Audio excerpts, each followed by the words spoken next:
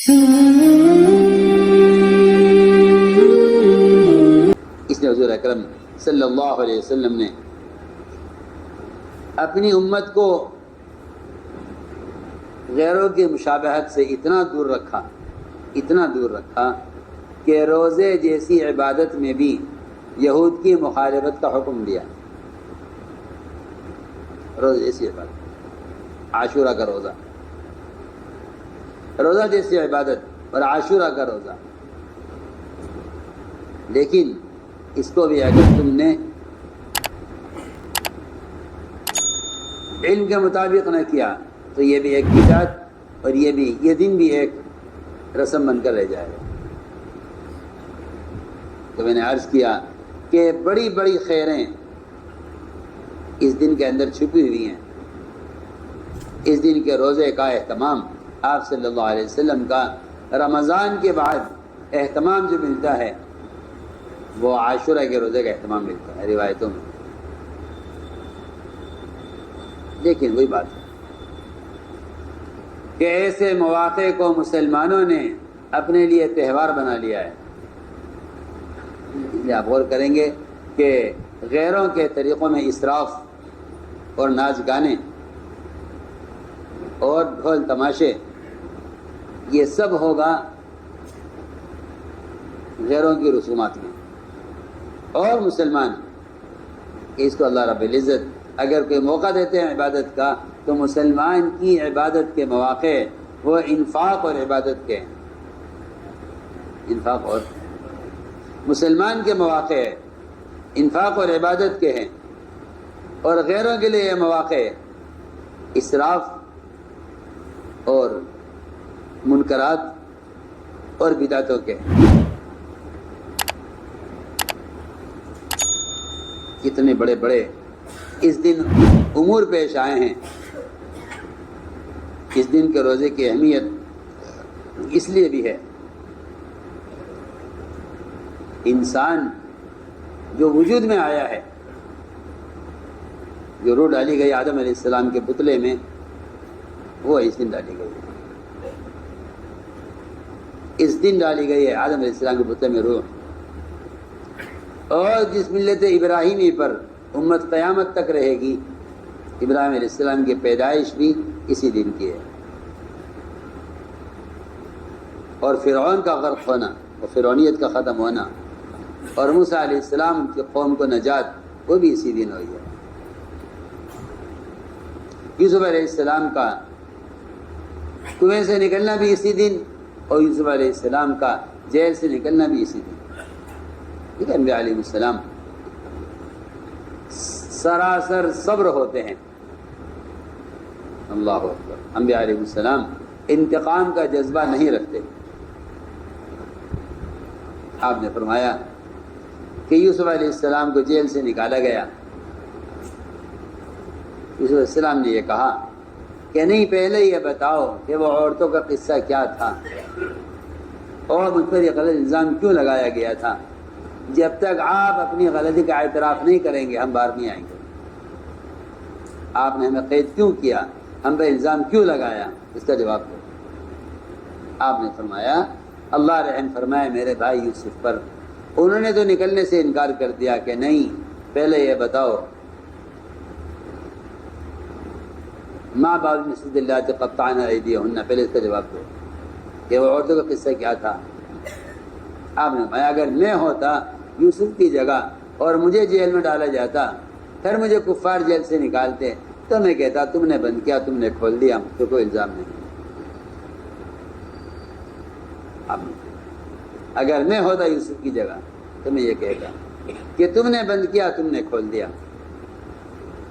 اگر میں ہوتا یوسف کی جگہ جیل میں تو میں خاموشی سے باہر آ جاتا کہ تم نے بند کیا، تم نے کھول دیا، کوئی الزام ہم نہیں دیتے. لیکن انہوں نے عرض کیا کہ یوسف علیہ السلام کا یہی دن ان کے کنویں سے نکلنے کا ہے اور یہی دن ان کے جیل سے نکلنے کا ہے.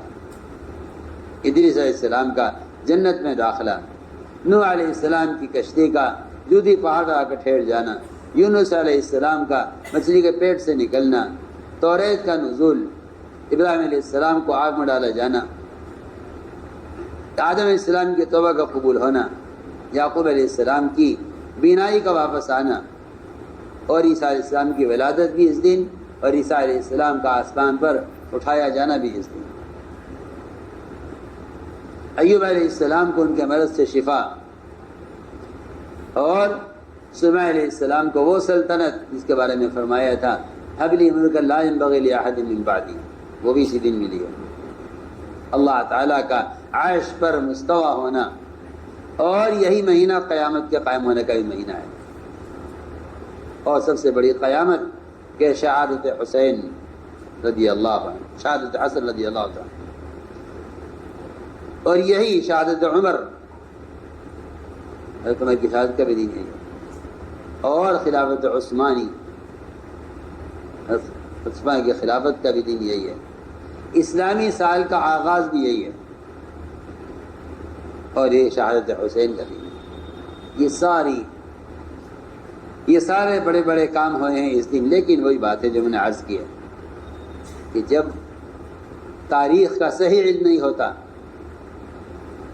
تو پھر آدمی اپنے جذبے میں آ کر جتنے جہالت کے کام کرتا ہے وہ سارے جہالت کے کام دوسروں کے لیے اصول اور دوسروں کے لیے وہ نمونہ بن کر رہ جاتے ہیں۔ بعد والے وہ کرتے ہیں جو پہلو کرتا ہوا دیکھتے ہیں۔ اس لیے چاہیے کہ صحیح علم حاصل کریں، اور جتنے عبادت کے مواقع ہیں ان عبادت کے مواقع کو سنت کے مطابق، اس لیے میں نے عرض کیا کہ عاشورہ کا روزہ، لیکن آپ صلی اللہ علیہ وسلم نے جب فرمایا، پوچھا کہ یہ روزہ کیوں رکھتے ہیں، کہ جی یہ ہم اس لیے رکھتے ہیں کہ اس دن ہمیں فرعون سے نجات ملی ہے۔ آپ نے فرمایا ہم اللہ کے شکر گزاری کے زیادہ حقدار ہیں، ہم روزہ رکھیں گے، مگر ہم یہود کی مخالفت میں 2 روزے رکھیں گے، ایک نہیں۔ آپ سے اندازہ کر لیجئے، آپ اسے اندازہ کیجئے کہ اگر عبادت میں بھی یہود کی مخالفت کا حکم ہے تو پھر ان کی خواہشات میں اور ان کی رسومات میں اور ان کے طریقوں میں اور ان کی عادات میں مخالفت کا کیا حکم ہوگا جب روزے جیسی عبادت میں بھی یہود کی مخالفت کا حکم دیا۔ آج مسلمان یہود و نصارہ کی عادات کو اختیار کیے ہوئے ہیں، اور آپ نے صحابہ کو یہود و نصارہ کے طریقہ عبادت کی بھی مخالفت کا حکم دیا۔ سوچیے آج مسلمان اپنی شکل میں، اپنے حلیے میں یہودی بنا پھرتا ہے اور ننگا پھرتا ہے۔ اچھے اچھے دیندار لوگوں میں یہودی لباس عام ہے، اور وہ سمجھتے ہیں بس اسلام میں کوئی ایسی تنگی نہیں ہے، بدن کا چھپانا فرض ہے۔ حالانکہ بدن کا چھپانا فرض نہیں ہے، سنت کے مطابق چھپانا فرض ہے۔ جس کا لباس سنت کے مطابق نہیں ہے وہ ننگا ہے، وہ ننگا پھر رہا ہے، پکی بات ہے۔ جس کا لباس سنت کے مطابق نہیں ہے وہ ننگا پھر رہا ہے۔ نماز میں ننگا ہی پڑھتا ہے، بازار میں ننگا ہی پھرتا ہے، اسے اس بات کا دھوکہ لگا ہے کہ وہ کپڑے پہنے ہوئے ہیں۔ تو میں نے اس لیے عرض کیا ہے کہ جب عبادات میں یہود کی مخالفت کا حکم ہے تو ان کے طریقوں میں، ان کی عادات میں اور ان کی ضروریات میں ان کی مخالفت کا کیا حکم ہوگا۔ صحابہ نے یہ بھی عرض کیا حضور اکرم صلی اللہ علیہ وسلم سے کہ یا رسول اللہ، جب کچھ یہود اسلام لے آئے اور پکے سچے مسلمان ہو گئے، تو انہوں نے عرض کیا کہ ہم آپ سے اجازت چاہتے ہیں کہ کیا ہم توریت پڑھ لیا کریں؟ قرآن تو پڑھتے ہی ہیں، قرآن ہی پڑھیں گے، لیکن کبھی کبھی اپنی کتاب توریت جو ہمارے نبی موسیٰ علیہ السلام پر نازل کی گئی تھی، کبھی اس کو پڑھ لیا کریں۔ اس کی جب اجازت چاہی ان لوگوں نے اسلام لے آئے تھے، اس پر قرآن کی آیت نازل ہوئی، ادخلوا فی السلم کافہ، اسلام میں پورے داخل ہو جاؤ۔ اگر اسلام توریت کے پڑھنے سے ناقص ہوتا ہے،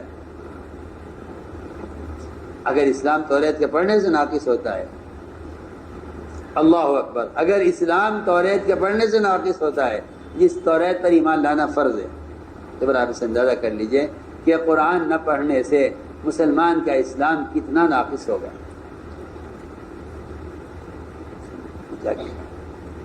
وہ تو ہے جس پر ایمان لانا فرض، اس کو صرف پڑھنے کی اجازت مانگنا اسلام کو ناقص کر رہا ہے. تو پھر وہ قرآن جس کا پڑھنا فرض ہے، تو ایمان لانا فرض ہے. اگر مسلمان اس کو نہیں پڑھتا تو پھر آپ بتائیے کہ مسلمان کا اسلام کتنا ناقص ہوگا. اگر مسلمان کا اسلام توریت پڑھنے سے ناقص ہوتا ہے قرآن پڑھنے کے باوجود، تو جو قرآن نہیں پڑھتے ان کا اسلام کتنا ناقص ہوگا. اس طرح آیت نازل ہوئی ادخلوا فی السلم کافہ، اسلام میں پورے داخل ہو جاؤ. یہ نہیں کہ تم قرآن بھی پڑھو اور توریت بھی پڑھو. تو میں نے عرض کیا ایک تلاوت کے بارے میں یہ سوال تھا. ایک عبادت کا موقع آیا کہ آپ نے پوچھا کہ یہ روزہ کیوں رکھتے ہیں اس دن؟ کہ جی اس دن ہمیں فرعون سے نجات ملی تھی، اس کے شکرانے میں ہم روزہ رکھتے ہیں. فرمایا ہاں ہم بھی روزہ رکھیں گے، مگر دو روزے رکھیں گے تاکہ ہمارا روزہ بھی یہود کے روزے کے مشابہ نہ ہو.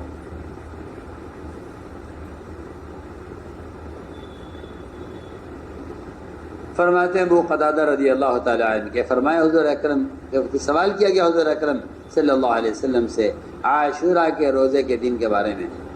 فرمایا 1 سال کے پچھلے گناہ تمام معاف کر دیے جاتے ہیں.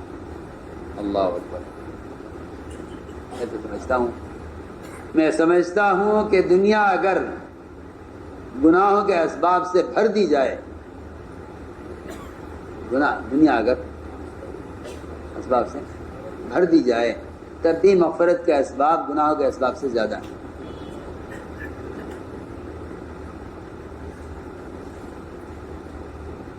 تب بھی آپ سنیے، مغفرت کے اسباب گناہوں کے اسباب سے پھر بھی زیادہ ہیں. اس امت کو اتنے اسباب مغفرت دیے گئے ہیں، مگر وہی بات ہے کہ آدمی اسباب ذنوب تو اختیار کرتا ہے لیکن اسباب مغفرت اختیار نہیں کرتا. ورنہ صرف عاشورہ کے روزے پر 1 سال پچھلے گناہوں کی معافی کا وعدہ ہے. ایک روایت میں ہے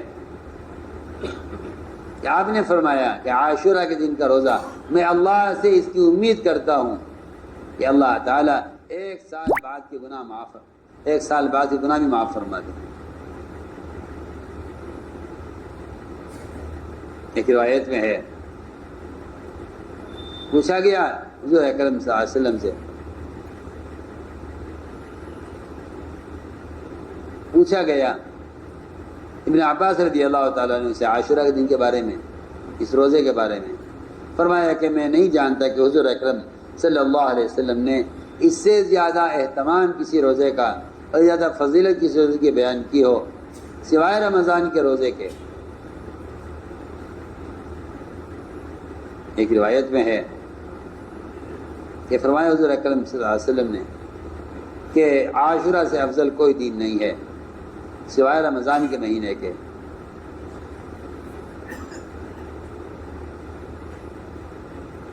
ابو سعید خدری فرماتے رضی اللہ تعالیٰ عنہ کہ فرمایا حضور اکرم صلی اللہ علیہ وسلم نے جس نے عرفہ کا دن کا روزہ رکھا اس کے لیے 1 سال پہلے اور 1 سال بعد کے گناہ معاف کر دیے جاتے ہیں، اور جس نے عاشورہ کا روزہ رکھا اس کے 1 سال کے گناہ معاف کر دیے جاتے ہیں. فرماتے ہیں رضی اللہ تعالیٰ عنہ کہ فرمایا حضور اکرم صلی اللہ علیہ وسلم نے کہ جس نے وسعت کی اپنے عیال پر جو اس کی پرورش میں ہیں، جس کا انفاق اس کے ذمہ لازم ہے، اگر بوسعت کرتا ہے عاشورہ کے دن، اللہ تعالیٰ پورے سال اس کے رزق میں برکت اور اس کی رزق میں وسعت پیدا فرما دیتے ہیں. کتنا آسان ہے. 2 روزے رکھ لے اور سال بھر کے لیے گناہ معاف کرا لے، اور 2 روزے اور اس دن میں اپنے عیال پر وسعت کر لے، اور پورے سال اپنے لیے اللہ تعالیٰ کے خزانوں سے اپنے مال میں اور اپنی آمدنی میں وسعت کر لے.